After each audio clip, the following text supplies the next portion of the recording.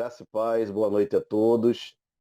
Estamos reunidos aqui para mais uma noite de curso para novos membros da Igreja Presbiteriana de Fragoso e ficamos muito felizes em poder ter vocês aqui conosco participando. Vamos começar cantando um canto de louvor ao nosso Deus e enquanto o pessoal for se aproximando, a gente vai iniciar, tá bom?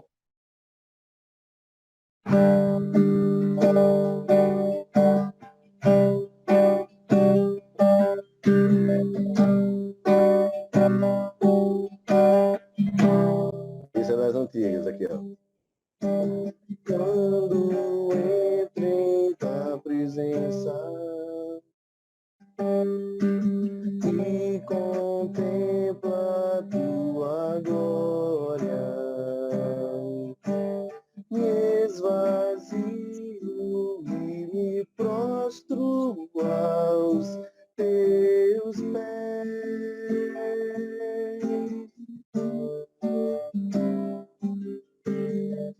Os teus olhos me consomem com teu infinito amor. Teu perdão me restaurou para o teu louvor.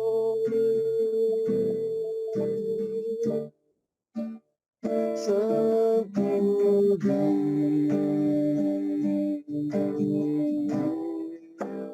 Santo Deus,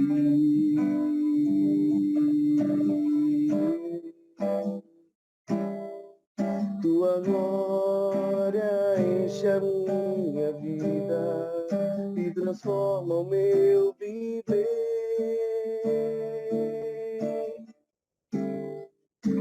Santo Deus,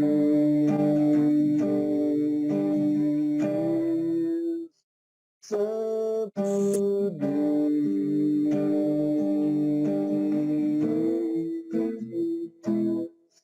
não há outro igual a ti, Senhor. Tu és digno de louvor.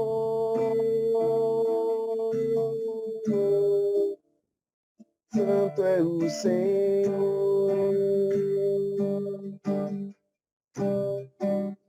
Santo é o Senhor,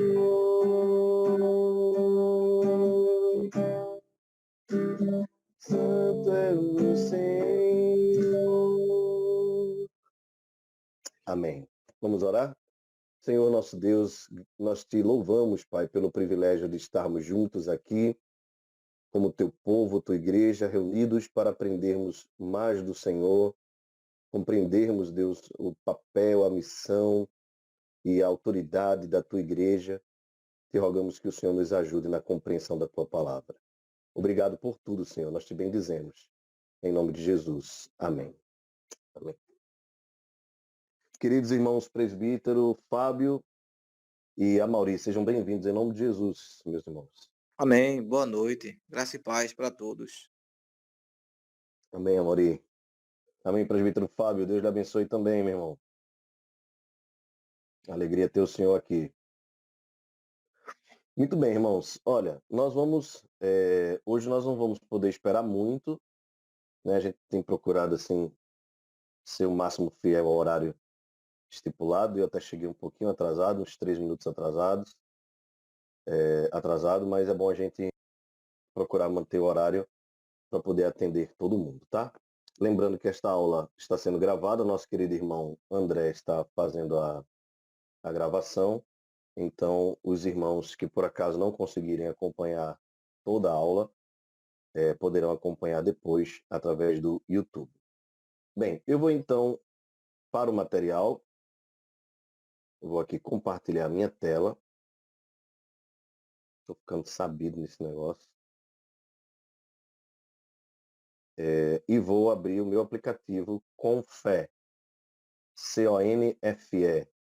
Estou abrindo aqui a Confissão Belga e hoje nós vamos estudar o governo da igreja. Vou dar uma aumentadinha aqui na fonte para que os irmãos possam acompanhar bem. Vamos começar com a leitura do material, tá bom? Nosso propósito hoje é tentarmos estudar esses dois pontos, o governo da igreja, estudarmos a respeito dos ofícios da igreja.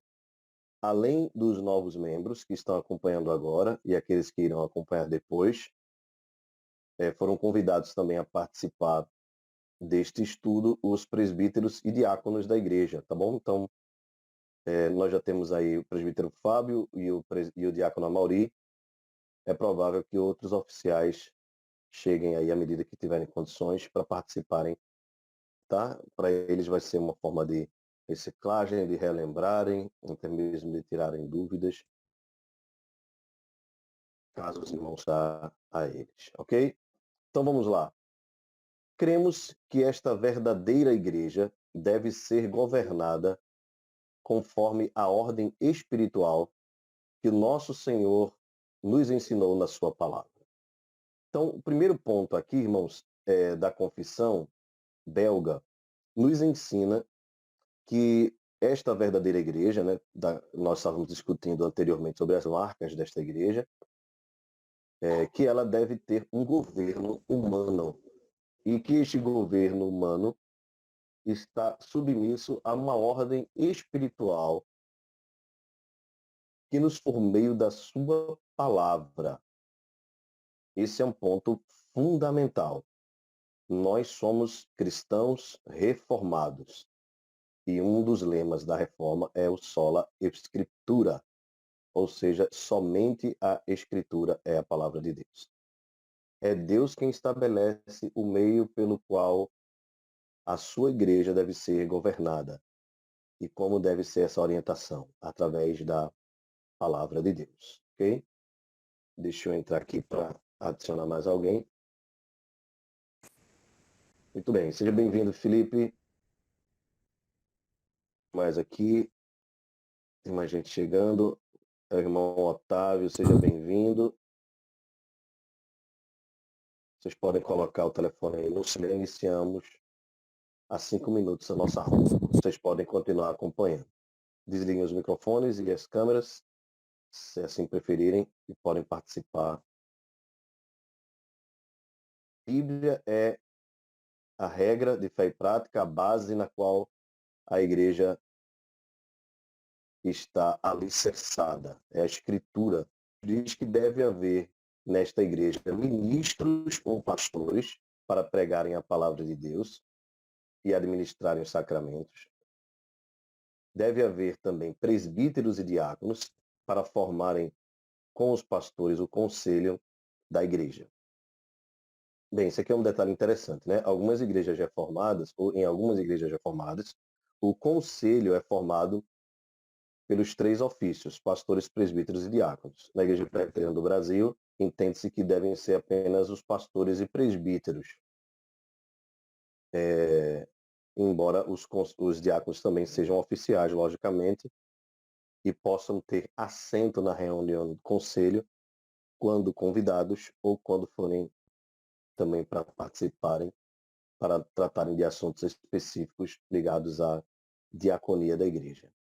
Bem, 3 ofícios aqui são apresentados. Pastores e presbíteros e diáconos. Vamos lá falar um pouquinho sobre cada um deles, só para os irmãos terem uma ideia. Os pastores aqui, também chamados de ministros, né? Embora esse termo aí, na Escritura, ligado a qualquer irmão que serve, né? Todo crente é um ministro, no sentido de servir, é usado aqui para pastores. Bem, pastores e presbíteros têm o mesmo ofício nas Escrituras. Todos são presbíteros. Na verdade, nós não vemos na Bíblia, no Novo Testamento especialmente, o termo pastor como um ofício. Na verdade, pastorear é o verbo que nós encontramos no Novo Testamento. Então, Pedro, por exemplo, ele exerce o trabalho do pastorado ele se auto-intitulava presbítero. E o apóstolo Paulo ordenou a Timóteo e a Tito que nas igrejas fossem presbíteros. Você não vai ver o termo Paulo diz a Timóteo e a Tito. Léo, seja bem-vindo, tá? Deus o abençoe. Então, Amém, o que é que obrigado. nós percebemos? O que é que nós percebemos aí, irmãos, nessa questão? É que pastores e presbíteros têm o mesmo ofício. A diferença é que os pastores estão encaixados dentro daquele propósito que Paulo falou. Paulo disse assim, falou que todos os presbíteros fazem o seu trabalho e que aqueles que se dedicam ao ensino da palavra são dignos de dobrados honorários. Esse é um ponto interessante aí. Ou seja, dentro daqueles que são presbíteros, Deus convida alguns para especialmente se dedicarem à palavra de Deus, à pregação da palavra de Deus. Esses aí não se envolveriam com outras atividades no dia a dia, para se dedicarem especialmente à palavra de Deus. E aí, os honorários significa que, pelo fato deles serem dedicados exclusivamente à igreja, que eles deveriam ser mantidos pela igreja, ok? Então, essa seria uma diferença fundamental para nós entendermos. Então, pastores e presbíteros são todos presbíteros e são todos pastores. São conhecidos por nós como pastores, são chamados de presbíteros docentes, porque eles estão mais focados no ensino da palavra de Deus. Esses, então, devem ser mantidos pela igreja para que possam se dedicar especialmente ao trabalho do ensino e da pregação da palavra de Deus. Eu gosto de sempre lembrar que o trabalho do pastor, às vezes, ele é observado pelas pessoas como se fosse apenas a pregação de um sermão no domingo, né? E como se nós abríssemos a Bíblia, nós, eu digo pastores, né? E tudo saísse ali na hora. Bem, pense na pregação como um alimento, né? E todo alimento, ele precisa ter um preparo, né? Até que você possa desfrutar da alimentação, muita coisa foi feita. Quando a gente é criança, a gente pensa que sai da geladeira, né? Mas a gente sabe muito bem depois que o leite sai da vaca e que dá muito trabalho, porque alguém precisa alimentar a vaca, alguém precisa segurar a vaca, alguém precisa tirar o leite da vaca, alguém precisa ferver o leite da vaca, alguém precisa preservar aquele leite. O queijo, ele dá muito trabalho. Então, da mesma forma, a alimentação, né? No geral, alguém precisa cortar as verduras, né, para fazer uma sopa, né? A tudo. Você tem que cortar as verduras, separar. Tomar sopa, você deve imaginar que aquilo ali deu um super trabalho. Então, da mesma forma, o trabalho do pastor, ele é um trabalho de muita dedicação e de muita luta, de muito preparo, além de outras atividades que o pastor também envolve, né? E eu me refiro ao trabalho da visitação, do aconselhamento, do ensino, do planejamento e outros trabalhos que podem envolver o ministério pastoral. O que fazem os presbíteros, então? Os presbíteros são pastores auxiliares que auxiliam o pastor principal e, juntamente com ele, pregam a palavra. É claro que numa tendência menor, né? Eles não pregam com tanta frequência, melhor dizendo, né? Ao invés de tendência, uma frequência menor. Pregam a palavra, ensinam a palavra, ajudam também no trabalho da visitação, da orientação, do aconselhamento. Todo o trabalho feito por eles prestam conta juntos, né, na reunião do conselho, ao pastor ao pastor efetivo e todos juntos ali, então, espiritual da igreja. Os diáconos, a gente vai falar um pouquinho mais sobre eles, né? Presbíteros, pastores e diáconos, quando a gente trabalhar sobre os ofícios. Os diáconos são chamados por Deus para o cuidado material da igreja, tá? E o cuidado material espiritual, tá certo?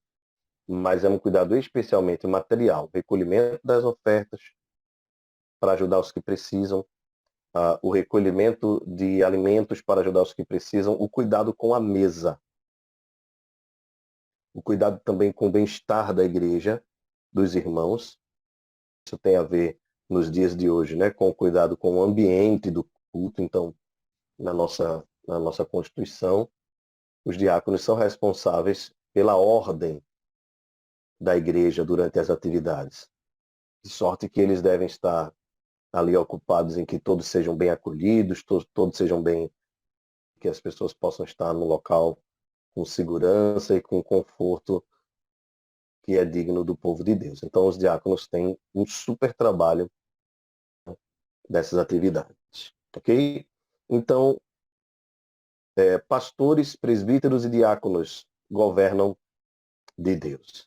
Assim, eles devem manter a verdadeira religião e fazer com que a verdadeira doutrina seja propagada. Governam a igreja. Deixa eu abrir aqui para mais alguém. Diácono Heleno, seja bem-vindo, meu irmão. Graça e paz. Assim, eles devem manter a verdadeira religião e fazer com que a verdadeira doutrina seja propagada. Ou seja, é papel dos pastores, dos presbíteros e dos diáconos, com os seus serviços, fazer com que a palavra de Deus, a pregação da palavra, seja anunciada. Então veja aí o propósito missional, né? A fim de que todos os povos louvem ao nome do Senhor, a igreja devem manter a verdadeira e pura doutrina da palavra de Deus. Também devem, para manter a santidade da igreja, que os transgressores sejam castigados e contidos. Veja aí, entenda bem o termo, né? Entenda o termo bem biblicamente. Que os transgressores sejam castigados. Parece um negócio meio pesado, né? Mas na verdade é no sentido bíblico da palavra. O que é transgressão? É o pecado. É nós fugirmos da lei de Deus. Pois o pecado é a transgressão da lei. Isso nós lemos na liturgia do nosso culto, né? E a ideia de castigado é a ideia de sofrer penalidades porque é filho. A Bíblia diz que Deus só castiga ao filho a quem ama e só açoita aquele a quem ele quer bem. Então, o conselho da igreja, os pastores e presbíteros, são chamados por Deus para, neste cuidado espiritual, repreender, corrigir, redaguir justiça aqueles que cometem pecados. Isso de várias formas. Nós comentamos um pouco sobre isso na aula retrasada, né? Através da disciplina. A disciplina ela é feita quando a pregação da palavra é realizada, né, com pureza. As pessoas ali são orientadas, né, por Deus a se corrigirem. Ela também pode ser feita de forma admoestativa, né, quando o conselho chama a atenção de algum irmão por algum pecado não tão grave, ele é corrigido. E essa disciplina pode ser feita de forma pública.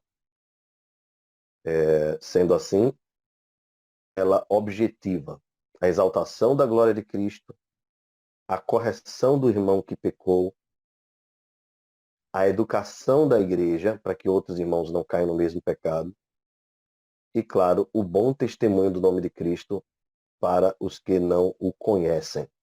Aqueles que são descrentes vão dizer, olha, aquele fulano caiu, pecou, fez o que era errado, mas a igreja não concordou com aquela prática dele, por isso ele foi corrigido e repreendido. ok? Então, é papel do conselho esse trabalho, essa função. Isso de forma espiritual. E que os pobres, aí ligado mais à diaconia, né? E os aflitos recebam a ajuda e consolação conforme necessitam. Trabalho do diácono, trabalho da diaconia, do corpo de diácono, cuidar para que os necessitados e aqueles que estão passando por momentos de aflição sejam assistidos, recebam ajuda e consolação. Né? Isso é o governo da Igreja de Deus. Eu vou só fazer vocês, depois a gente vai trabalhar um pouco mais especificamente os ofícios, mas eu lembro, talvez, daqui do corpo dos diáconos, nosso irmão Amauri, né, que é um dos mais antigos diáconos da nossa igreja, né, junto com Luciano Cardoso, desse evento. Nós estávamos fazendo treinamento para diáconos e nós estávamos exatamente conversando sobre o papel do diácono e da ajuda e tudo mais, quando nos chegou a informação de que um irmão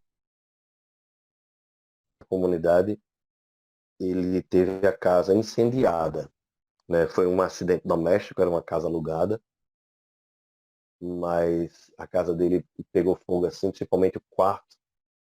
Graças a Deus o Senhor deu livramento a ele, né? Não houve nenhum dano físico, apenas um dano material. Mas aquele irmão estava desempregado e a gente ficou assim preocupado em o que fazer, né? Nos colocamos à disposição para ajudar na limpeza, na organização, mas ele disse que a gente não deveria, não, não mexesse, mas nós fomos lá dar uma ajuda a ele. Alimentos para que ele pudesse,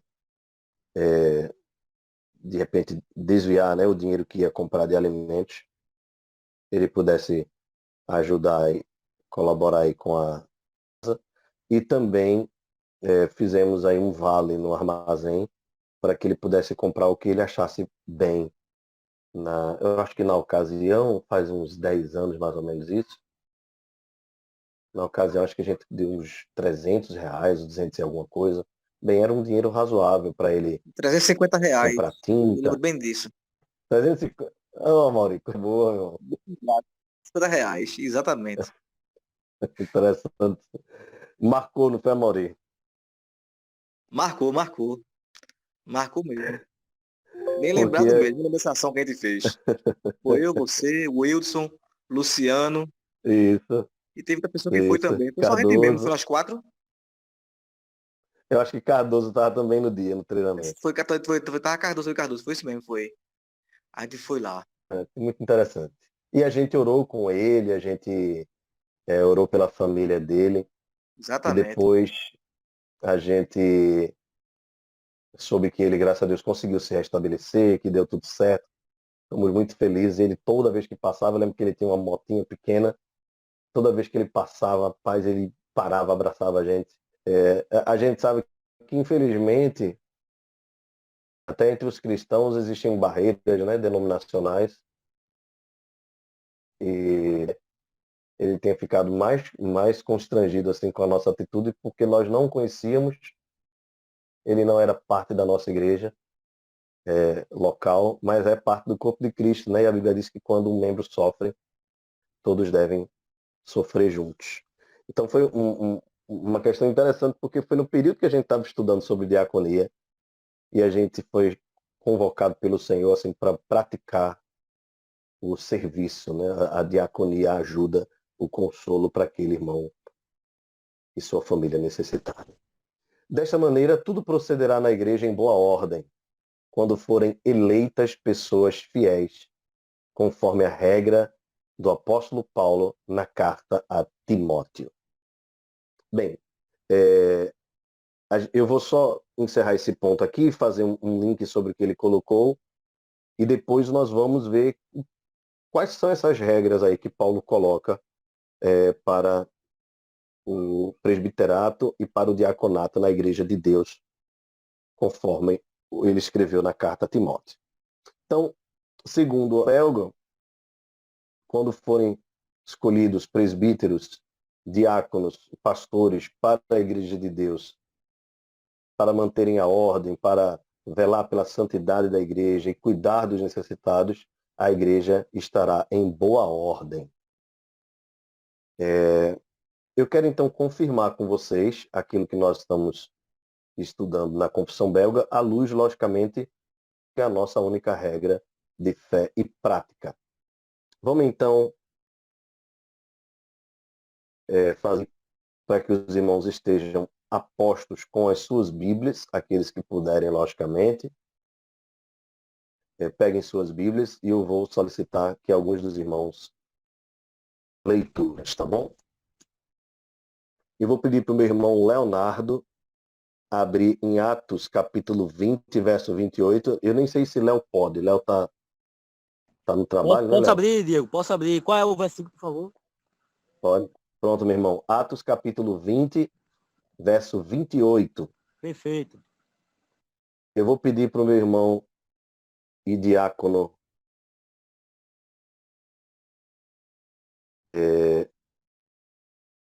abrir em Romanos, capítulo 10, verso 14. Romanos 10, 14. Eu vou pedir para o meu irmão e presbítero Fábio Santos abrir em Atos, capítulo 14, verso 23. Atos 14, 23.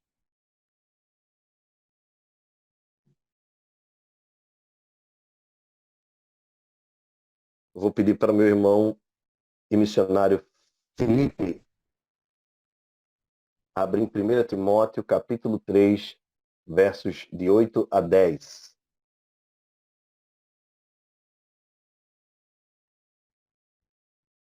Meu irmão Anderson Felipe, Filipenses 1, 1.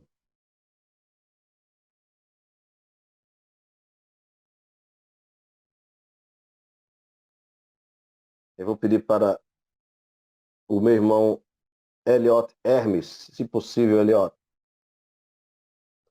abrir em Atos, capítulo 6, versos de 1 a 4.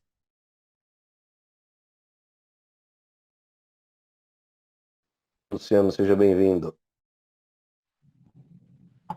Eu corri demais, me lembrei agora. Seja bem-vindo. Amém, meu irmão. Eu vou pedir para André abrir em 1 aos Coríntios, capítulo 4, verso 2. Nosso querido irmão Heleno. Ah, não, Heleno vai ficar para a próxima. Esse aqui é um capítulo inteiro. E eu vou trabalhar com ele no próximo ponto, tá bom? Então vamos lá. A primeira leitura, Leonardo.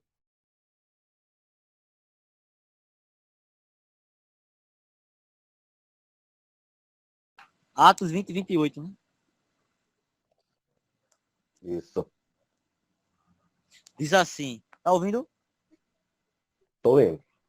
Cuidem de vocês mesmos e de todo o rebanho sobre o qual o Espírito Santo os colocou como bispos, para pastorearem a igreja de Deus, que ele comprou com o seu próprio sangue.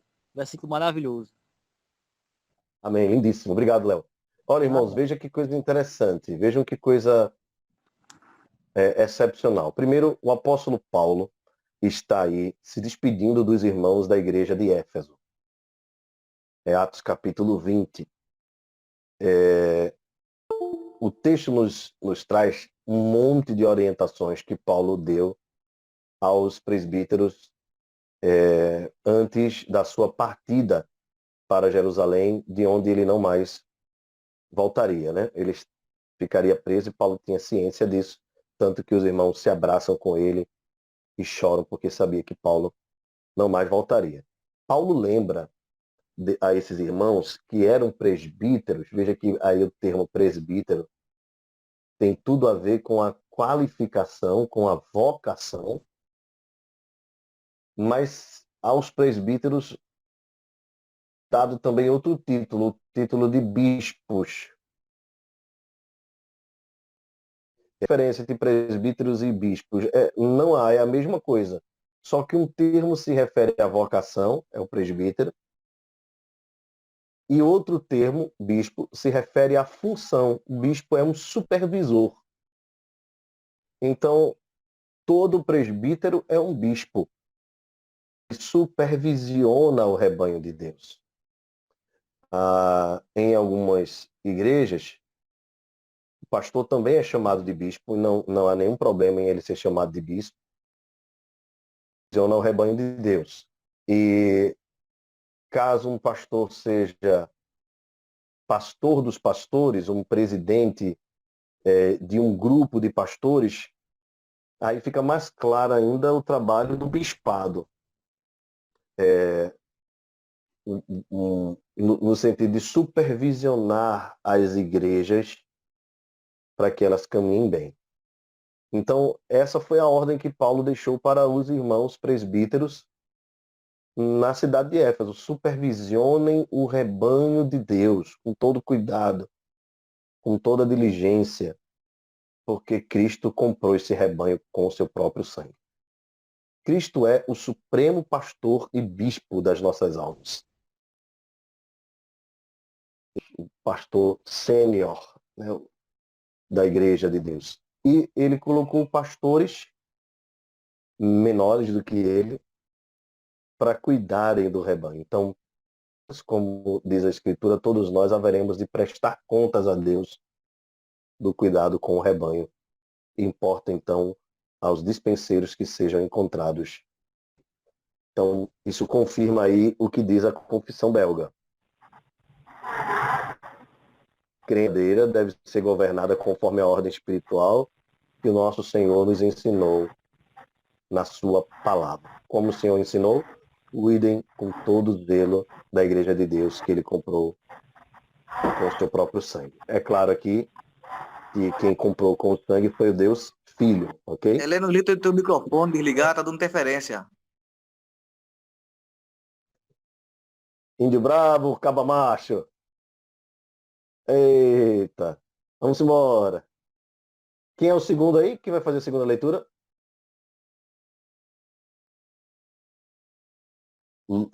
Romanos 10, 14. Pronto aí, né? É É eu, Maurício? isso. Isso, meu irmão, pode Como, ir. Viu? porém, invocarão aquele em quem não creram? E como crerão naquele de quem nada ouviram? E como ouvirão, se não há quem pregue? Muito bem, obrigado, meu irmão. Esse texto aí, junto com os outros, né, confirma que o trabalho especial dos ministros, né, da palavra de Deus é a pregação, para que as pessoas possam ouvir e, ouvindo, creiam. Vocês devem lembrar lá em Atos capítulo 1, a gente vai lá em Atos capítulo 6, a gente vai ler esse texto posteriormente, mas já trabalhando um pouco dele, que houve na igreja uma certa dificuldade em Jerusalém, porque alguns irmãos estavam reclamando que as famílias gregas estavam sendo desassistidas na distribuição dos elementos. E aí Pedro, junto com os demais apóstolos, se reúnem e dizem, olha, não é bom que nós abandonemos a palavra de Deus para atendermos às mesas. Nós devemos, então, convocar mais pessoas para nos ajudarem. Assim a gente assiste à igreja nas suas necessidades, mas não deixa de pregar a palavra. Então, a partir daí, nós vemos no Novo Testamento o possível surgimento, né, do trabalho do diácono. Então, os diáconos ficariam responsáveis por servir, cuidar das necessidades dos irmãos, para que os presbíteros, em especial os apóstolos naquela ocasião, pudessem pregar a palavra.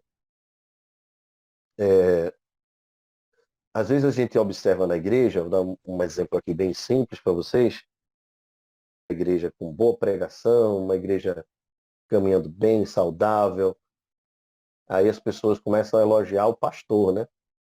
E o foco vai todo para o pastor. Mas as pessoas nem imaginam que por trás daquele trabalho existem os bastidores, que é bem pesado. Então nós temos pessoas que vão organizar a igreja, que vão arrumar a igreja, que vão aliviar o trabalho pastoral. Você imagina se o pastor tivesse que entregar todas as cestas, que o pastor tivesse que fazer o recolhimento dos alimentos, separar os alimentos, cuidar das necessidades de todo mundo, atender todos os irmãos que estivessem necessitados de remédio, de qualquer ajuda e coisa desse tipo, e ainda tivesse que pregar a palavra, ele teria muita dificuldade para fazer todo o serviço sozinho. Então, na Igreja de Deus, nós somos chamados para a pregação, os pastores são chamados para a pregação, podem dar suporte em outras coisas, mas eles não podem perder o foco principal. Tá bom? Então, quando você vir uma igreja, graças a Deus, o pastor se dedica à pregação da palavra e tem um bom sermão, alimenta as pessoas com a palavra de Deus, certamente é porque existem irmãos nos bastidores que aliviam uma carga do pastor para que ele possa se dedicar ao foco maior, né? No sentido de alcance, né? Que é a pregação da palavra de Deus. Ok? Vamos então para a terceira leitura, Atos capítulo 14, verso 23. Ok, pastor, sou eu. Vamos lá. Graças para meu presbítero Fábio. Ok, diz assim a maravilhosa palavra de Deus. Atos 14, 23. E promovendo-lhes em cada igreja a eleição de presbíteros, depois de orar com jejuns, os encomendaram ao Senhor, em quem haviam crido. Amém. Que lindo. Obrigado, presbítero. Nada para dispor, pastor. Lindíssimo esse texto, lindíssimo. Veja que é interessante aqui, tá? Os presbíteros eram eleitos pela igreja. A gente vai falar um pouquinho sobre isso, porque lá na parte final a confissão também comenta isso. Forem eleitas pessoas fiéis. No serviço do diaconato, na escolha dos diáconos em Atos capítulo 6, o apóstolo Pedro também faz assim, ele diz, escolham entre vocês 7 homens de boa reputação, cheios do Espírito Santo e de sabedoria. E os irmãos escolheram esses 7 irmãos, entre eles 2 que se destacam, Filipe e Estevão, e o texto diz que isso agradou a toda a comunidade cristã. Nós vamos ver Paulo também escrevendo a Tito, dizendo que elejam presbíteros, elejam diáconos.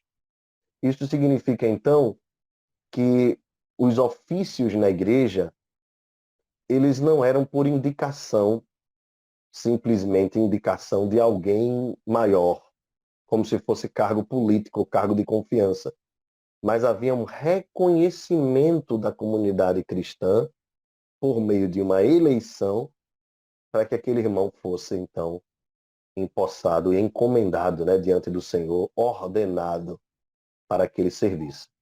Isso é muito interessante porque são poucas igrejas que fazem dessa forma. A igreja presbiteriana é uma delas. Os diáconos são eleitos, os presbíteros são eleitos e os pastores são eleitos. O que pode acontecer com o pastor é caso o conselho que foi eleito pela igreja decida não fazer eleição, ele pode ser convocado continuamente para um período de 1 ano. Mas o ideal é que seja eleito para que a comunidade possa reconhecer todos os ofícios. Ok? Bem, vamos lá, próximo texto. 1 Timóteo capítulo 3, versos de 8 a 10.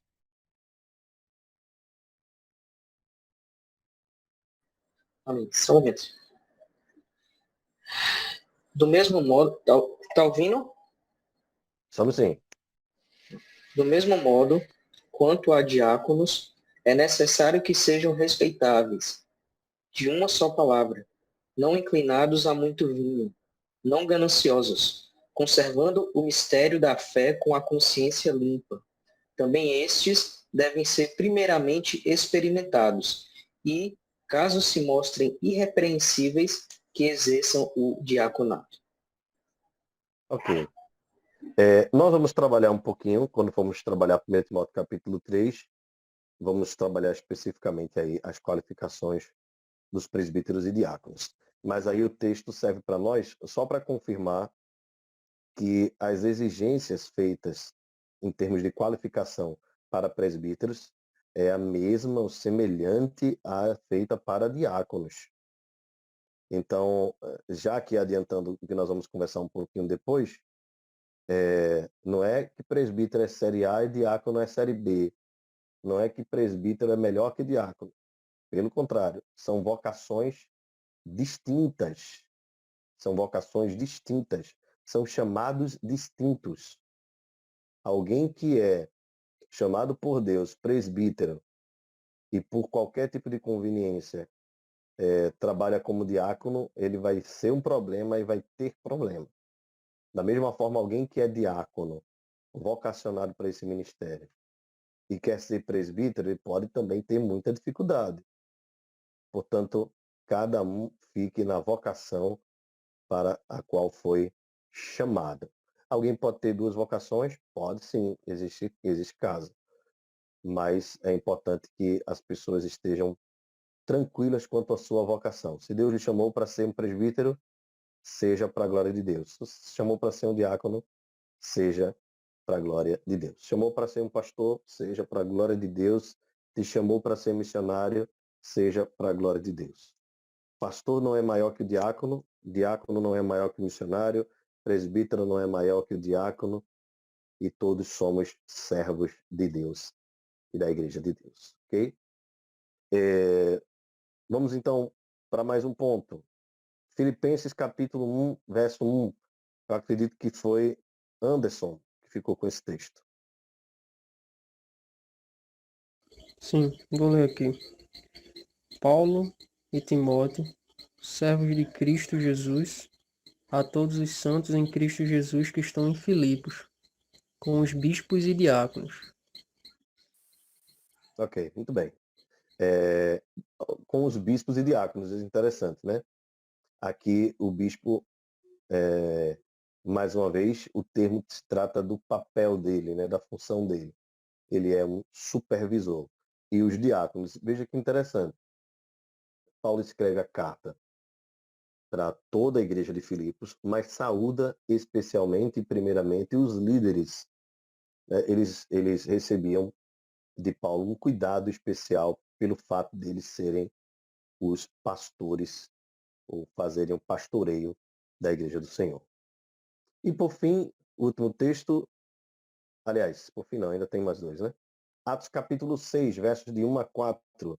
Quem ficou com esse texto maravilhoso? Sou eu, tá dando para ouvir bem? Sim, meu irmão. Certo. Posso ler? Pode. À medida que o número dos discípulos crescia, surgiam murmúrios de descontentamento. Os judeus de fala grega se queixavam de fala hebraica, dizendo que as suas viúvas estavam sendo negligenciadas na distribuição diária do alimento. Por isso, os 12 convocaram uma reunião com todos os discípulos e disseram: Nós, apóstolos, devemos nos dedicar ao ensino da palavra de Deus e não à distribuição de alimentos. Sim, irmãos, escolham 7 homens respeitados, cheios do espírito e de sabedoria, e nós os encarregaremos desse serviço. Então nós nos dedicaremos à oração e ao ensino da palavra. Muito bem, obrigado, Eliot. A sua versão é bem explicativa, viu? Eu achei muito legal aí a tradução que você É está lendo. NVT, pastor. É qual? NVT. NVT. Boa versão, viu? E ela traz aí o sentido real do texto. É exatamente isso. Houve um murmúrio, houve um descontentamento. Nós não sabemos se isso acontecia por algum tipo de preconceito. Os judeus tinham um pouco de discriminação com outros povos. Eles estavam ali no início da caminhada cristã. Mas, independentemente de se essa murmuração era real ou não, os apóstolos decidiram sanar esse problema, sorveram para si esse trabalho de cuidar dos necessitados, da mesa, mas distribuíram o serviço, colocando na mão de diáconos, servos de Deus. Vejam que quando eles escolhem ou orientam a igreja, né, a escolher, a comunidade cristã a escolher, eles fazem duras exigências, que fossem homens respeitáveis, né, ou seja, de boa reputação, irrepreensíveis, cheios do Espírito Santo e de sabedoria. Aí você pergunta assim, meu Deus, tem que ser cheio do Espírito Santo para fazer o serviço de um diácono? Parece algo tão simples, meu irmão. Tudo que é feito para Deus tem que ser feito pelo Espírito. É espiritual, é para a glória de Deus. Então os diáconos devem ser homens cheios do Espírito Santo e de sabedoria. É interessante isso, né? Porque eles precisariam lidar com muitas situações difíceis. Eles iam precisar mesmo da sabedoria de Deus para coordenar o povo de Deus nesse sentido. Se nós lembrarmos bem, vamos chegar à conclusão de que a comunidade cristã, lá em Atos capítulo 2, em Atos capítulo 4, foi dando um boom assim enorme. Era muita gente se achegando. Só numa pregação de Pedro, 3.000 pessoas se converteram. Você imagina um grupo pequeno de 500, 600 pessoas, de repente chegam 3.000 pessoas. E depois a igreja começa a crescer a tal ponto que Lucas não mais registra o número de irmãos. Mas houve 5.000, depois se perde as contas. Então isso, logicamente, aumentaria os problemas e as dificuldades também. Então, esses irmãos, muitos deles, devemos lembrar sempre desse aspecto no Novo Testamento, tá? A igreja sempre foi perseguida. Muita ou pouca perseguição mais fraquinha ou perseguição mais forte, mas sempre perseguição. Então, ser cristão no primeiro século, às vezes significaria perder marido, perder esposa, e enquanto isso acontecia, as pessoas ficavam desassistidas. Então, entre os irmãos mesmos, havia ajuda para consolação conforme a necessidade deles. E aí você imagina os 12 apóstolos terem que cuidar da promoção, da propagação do reino de Deus e ainda cuidar das pessoas que estavam necessitadas, seria algo muito pesado e tiraria o foco. Um comentário a respeito desse texto, Hernandes Dias Lopes, ele disse que essa foi a primeira grande tentação da igreja. Interessante isso, né? E ele diz porque a igreja ali poderia ter tomado um rumo totalmente diferente se os apóstolos não tivessem tomado essa sábia decisão, focarem na pregação e dividirem o serviço da distribuição das mesas. Aí Hernandes diz que a igreja poderia deixar de ser uma agência de propagação do evangelho para virar simplesmente uma ONG, um serviço social. E embora a igreja tenha esse serviço social, a igreja tem propósitos maiores do que suprir a necessidade das pessoas. Por quê? Porque Jesus bem lembrou isso, né? Os pobres nós sempre teremos. Enquanto tiver mundo, sempre vai ter pobreza. Sempre vai ter gente precisando.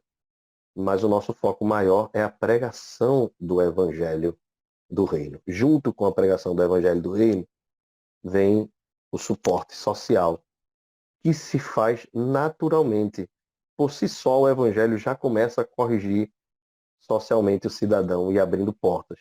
Ele vai ser alguém mais dedicado à família, ele vai ser alguém que economiza mais dinheiro, que não gasta o seu dinheiro com prostituição, com álcool e com coisas vãs. Ele vai ser alguém mais focado e voltado para a família. Enfim, então a igreja não pode perder o foco. Trabalhos sociais todos podem fazer, mas a pregação do evangelho do reino só a igreja pode fazer. E o trabalho social? A igreja pode fazer também? Claro, pode e deve. Tanto a igreja como instituição, como os cristãos, e aí eu diria principalmente os cristãos individualmente. Todos nós podemos nos envolver em projetos sociais e colaborar com a sociedade, como cristãos, como cidadãos. Mas a igreja não pode perder o seu foco principal, que é a propagação da palavra de Deus. Ok? Vamos então para, agora sim, o último texto dessa sessão. 1 aos Coríntios, Ora, capítulo 4, verso além 2. disso, o que se requer dos despeceiros é que cada um deles seja encontrado fiel.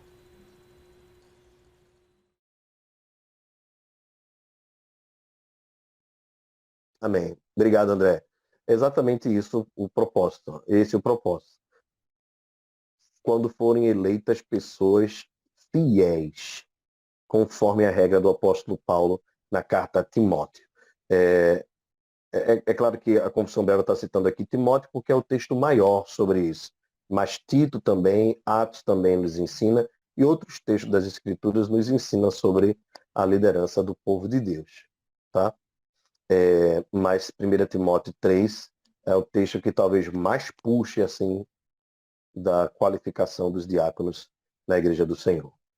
Meus irmãos, até aqui alguma dúvida? Alguém quer fazer algum comentário? Essa é a hora, tá? Eu vou até voltar a minha tela aqui para eu poder olhar para vocês. Caso vocês tenham alguma dúvida ou quiserem fazer algum comentário, fiquem à vontade. Pastor, Pois não, Felipe? eu queria só fazer um pedido, na verdade, para o senhor falar a respeito, se o senhor pudesse falar a respeito do papel do que não tem, vamos dizer assim, um nome missionário, né? Como o senhor falou que não tem o nome pastor, mas como missionário se encaixaria dentro do contexto do estudo. Muito bem. Obrigado, Felipe, pela pergunta.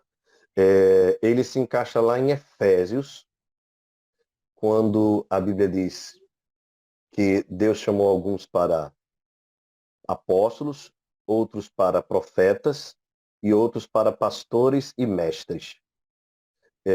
Tudo indica que pastores e mestres seja uma palavra só, pastores mestres. Mas havia dentro da igreja cristã um foco principal na pessoa do apóstolo. O termo apóstolo, né, tem a ver com pedra enviada, ou uma pedra lançada. Ou seja, alguém que estava no meio do corpo, mas que era lançado como um emissário. Então, na Igreja de Deus, além dos pastores, presbíteros e diáconos, que são aqueles que são responsáveis pelo cuidado da igreja local, né, governo da igreja local, existem também aqueles que dentro do corpo são chamados para fora do corpo. Não no sentido fora do corpo que eles deixam de ser igreja, né? Mas que eles estão envolvidos com outro mistério, com outro serviço, que é a plantação da igreja. Lembrando, claro, que naquele contexto, isso era feito de forma pioneira, né? Por isso que é muito comum nós ouvirmos o termo apóstolo, né? Porque tem muito a ver com alguém que planta um fundamento, que estabelece um fundamento onde o evangelho não foi ainda anunciado. E naquele período, logicamente, era o mundo todo, né? Que não conhecia o evangelho. Então, é por isso que se usa o termo apóstolo nesse sentido. Então, o missionário, ele não tem parte no governo da igreja local. Ele tem parte na propagação do evangelho fora da igreja local. É por isso que no estudo a gente não ouve ou não vê o termo missionário. Ok? Não sei se eu respondi, se tem alguma dúvida ou algum complemento. Perfeito, pastor. Então, Ok? Muito bem. Mais alguém quer comentar? Quer tirar alguma dúvida? Diego? Pois não, Léo. À vontade, irmão. Eu tive que me ausentar alguns momentos aqui, né, devido ao serviço, Tudo mas bem. assim, eu percebi que se falou sobre a questão do castigo, né, da disciplina, não foi isso? Uhum. Pronto. Assim, né, só só reforçar, né, a questão da ideia que a disciplina e o castigo é feito, motivado assim pelo amor, né? Isso, Só para enfatizar essa questão mesmo, né? isso, Porque às vezes não se vê dessa forma, né? Às é vezes verdade.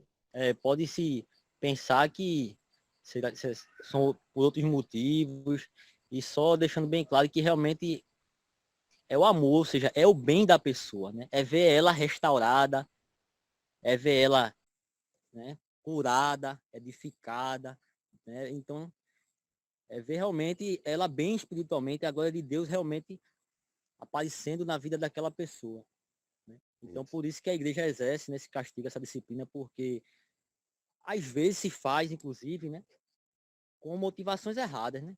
Com isso, motivações erradas, por orgulho, ou por disputa, ou por tantas outras coisas que pode haver, né, no coração humano.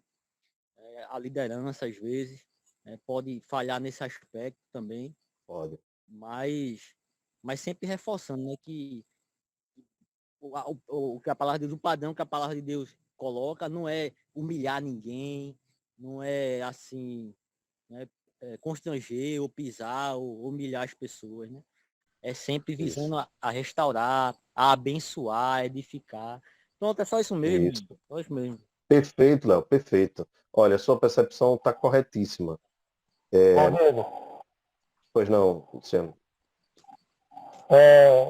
completando o que ele falou, essa disciplina ela é pedagógica, né? É tanto para ensino, Isso, tanto para a pessoa, ela crescer espiritualmente, como também para toda a igreja, né? Por isso que ela é feita com amor, né? Porque isso. ela é como... Eu lembrei no início que ela tem os 4 propósitos. Primeiro, é, vindicar, né, ou reivindicar a glória e a pureza do nome de Deus, né, de Cristo. Ela tem como propósito também, em segundo lugar, educar, corrigir, né, o irmão que cometeu a falta. Ela também serve para educar, instruir, orientar a igreja de Deus, que aquela prática não deve ser copiada.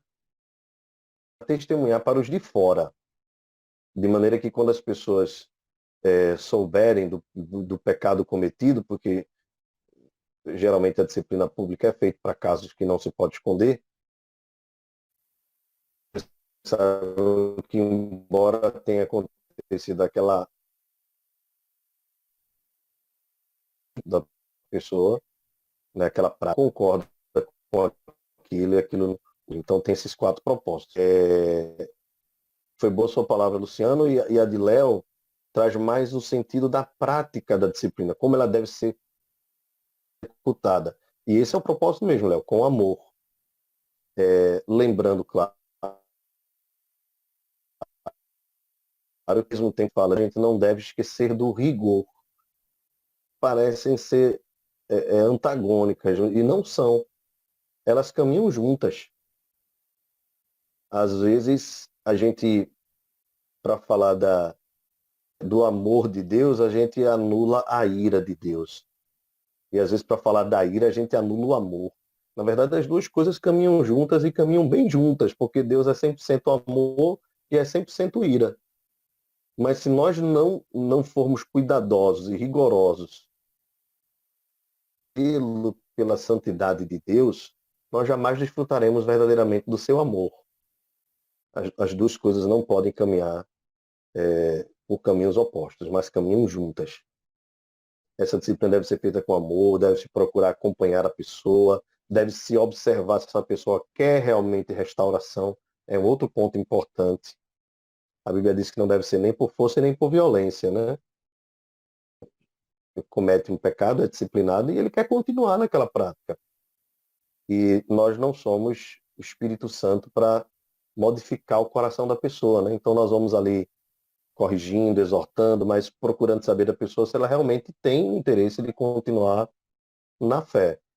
Às vezes nós nos surpreendemos com pessoas que simplesmente dizem, não, eu prefiro viver a vida do meu jeito, do jeito que eu quero. Então, meu irmão, você não pode ter parte com a igreja do Senhor, porque um pouco de fermento leveda toda a massa. É perigoso ter na igreja alguém que cometeu pecado, não se arrependeu e continua ali insistindo naquilo e quer estar no meio dos irmãos.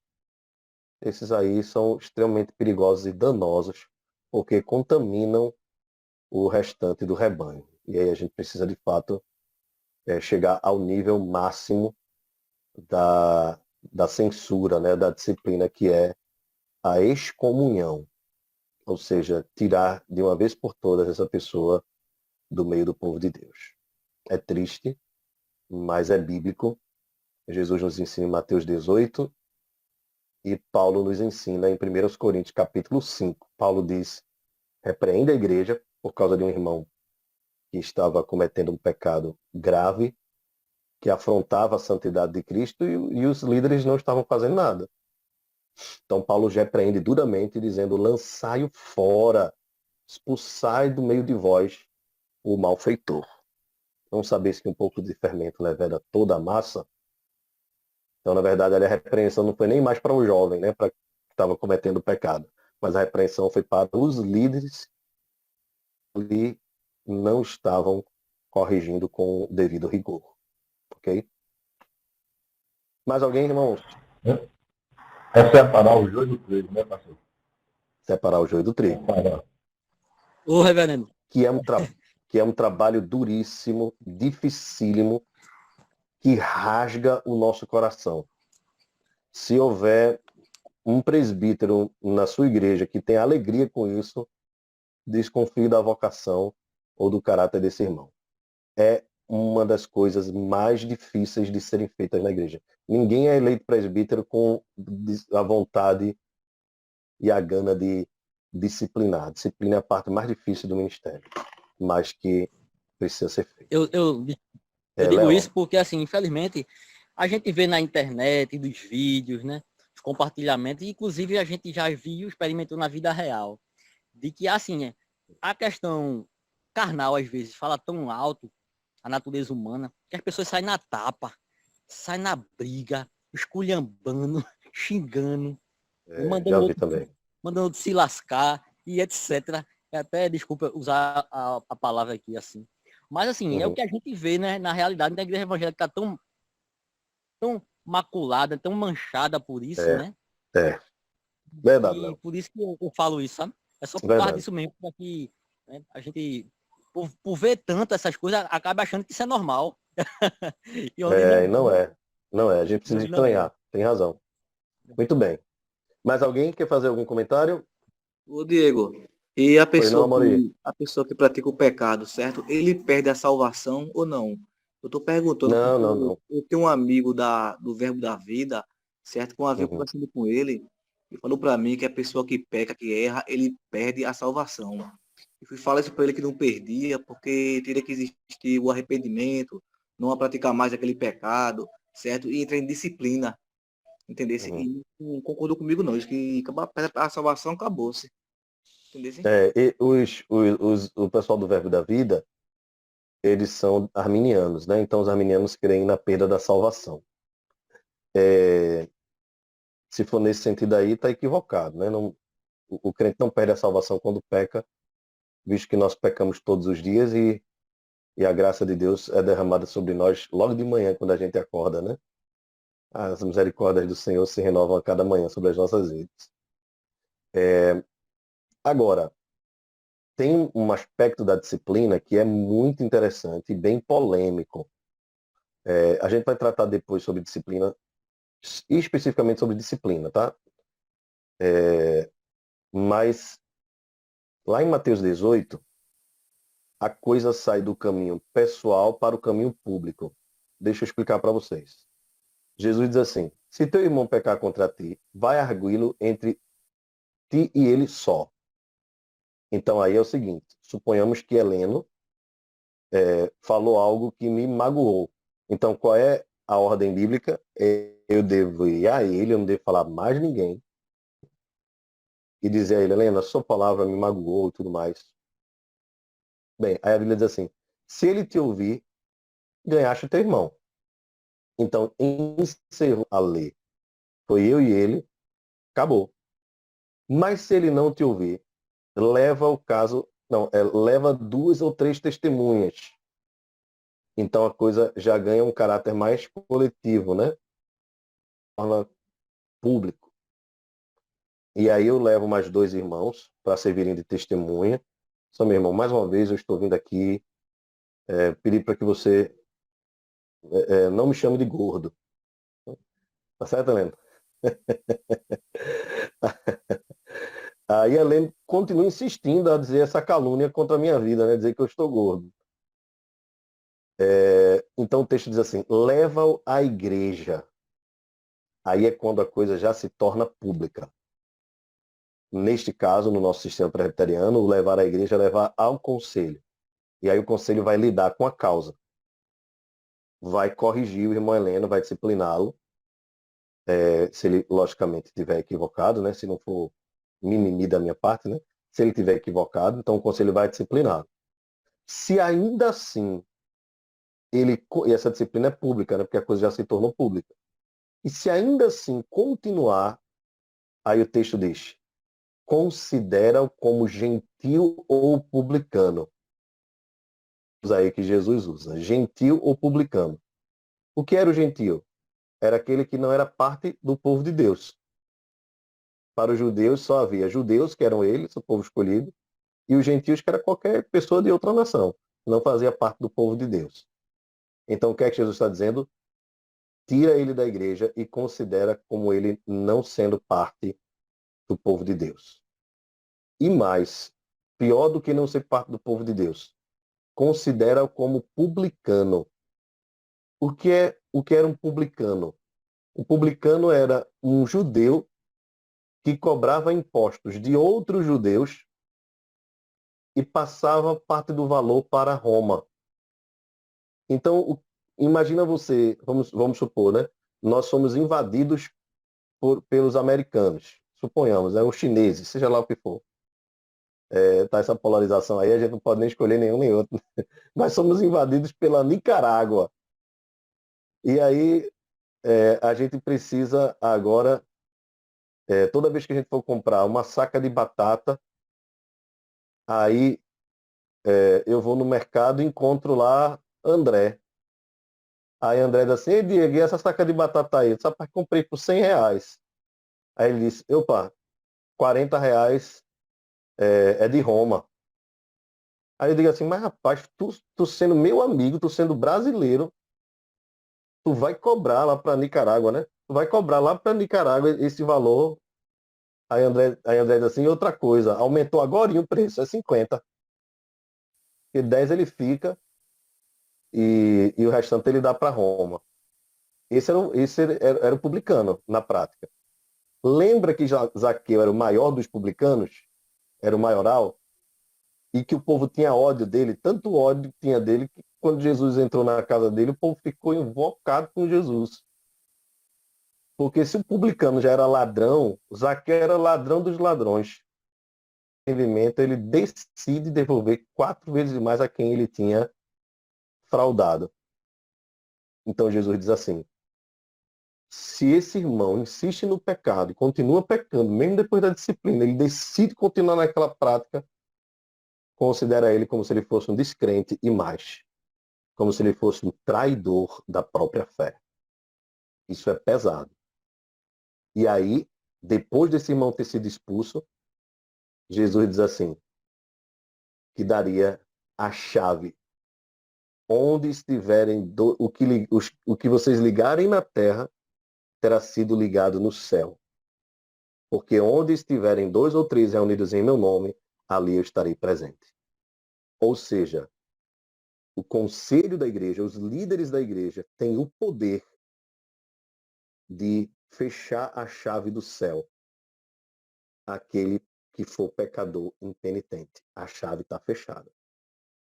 Pela decisão do conselho de considerá-lo como gentil ou publicano, depois de todas as etapas de tentativa, e esse irmão não se arrependeu, não se voltou. A chave do céu está fechada para ele. Isso é duro, né?